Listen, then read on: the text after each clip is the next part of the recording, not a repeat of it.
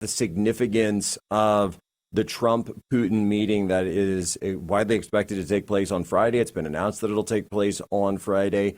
I think likely that it will take place in Anchorage, though, of course, it could take place as well on a military base. There certainly are plenty up there in the Anchorage region or others. But you're just going to need that much infrastructure for media and two heads of state, the two largest nuclear powers in the world, to hold a meeting like this. Certainly, by the way, puts Alaska on the map once again. The history of the U.S. and Russia in Alaska. You talk about the U.S. and Russia having a strong competition, by the way, in the north, in the Northern Sea, going across the Arctic, which is going to be one of the seminal competitive flashpoints coming up over the next century. And in fact, it's something that puts natural resources, I would even say, on the map as well. Looking at things like Pebble Mine, that Russia, of course, exploits the resources of Siberia directly across the strait. But of course, America does not, and largely leaves many of those natural resources behind, and because of regulations. Mike Benz, walk us through some of the ideas that we've been hearing for, we haven't gotten quite a full readout of what the offers are going to be when it comes to the negotiations here. Russia, I think, of course, pushing for all four of the contested oblasts. J.D. Vance saying yesterday that they'd be looking for basically a ceasefire along the line of contact, which would not include the entirety of all four of the oblasts. And I think there's a new phrase that's been going around talking this idea of de facto recognition of Russian control of these areas, which is not quite the same thing as complete acceptance of this. And it's similar in many ways to Kosovo as well. Mike, the floor is yours.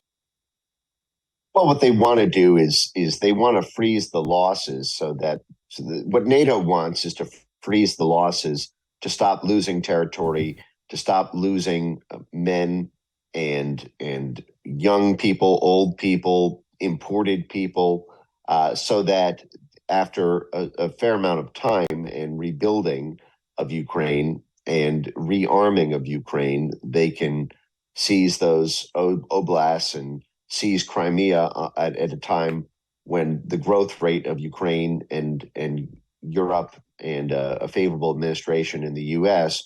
would be able to win this war in a way that they cannot presently. This is why I always refer to this as what NATO is offering is a peacefire. It's a peace deal, ceasefire, but the emphasis is on fire. If you listen to Mike Pompeo's speech, for example, right before Ukraine launched its latest, deadliest attack on Russian territory, and Pompeo was asked, when do you think this war could end? And Pompeo made the argument that it'll never end. That even in a scenario of peace, Russia will still be the devil. Russia will still be the great menace to European security. And so even with a peace deal, we have to keep fighting the war. And of course, this is because what NATO wants is to keep seizing the assets. They want to seize the $75 trillion worth of natural resources in Russia. And Ukraine is a stop along that journey, but it's a very pivotal stop because of its geostrategic location. But I think what Russia wants is an agreement that Ukraine will not join NATO. What Russia wants is keeping at least large swaths of the territory that it has acquired militarily. Certainly that will include Crimea. The idea that Russia could lose its only warm water port, I think would be disastrous for Russia to give up.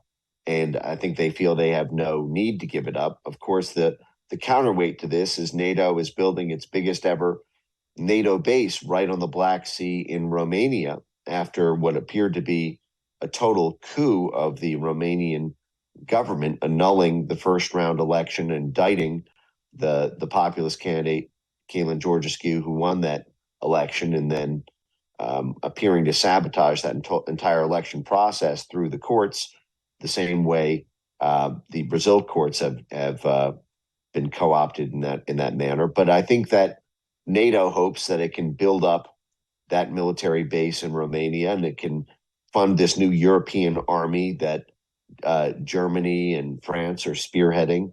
I think they've already allocated billions of dollars to this new kind of European army concept, together with and the Mike, renewed. I'm looking at the clock and I realize I only have you for 2 more minutes. Just zoom out. Like, can we zoom out for a little bit here and say the U.S. and Russia meeting a larger strategic agreement between the two of them? This hope that President Trump has spoken of pivoting Russia perhaps against China, breaking up the BRICS bloc. How much of a threat is this to the transatlantic access? Well, it's an enormous one. The much of that transatlantic axis is now allied with China, and they don't want, I think, a Russia-China conflict. There's obviously Russia has been driven into China's arms because of all of this. The sanctions policy that the Obama administration led against Russian oil and gas and any trade between Europe and Russia since 2014, when the Obama State Department threw a hissy fit that Russia simply backed the faction of Ukraine that Obama isolated in a coup. But effectively, we blew up the Nord Stream pipeline, so Russia is now reconnecting all of its gas through the Power of Siberia 2 pipeline to China. So China's getting bargain basement discount prices on Russian gas that could have been cheap gas for Europeans.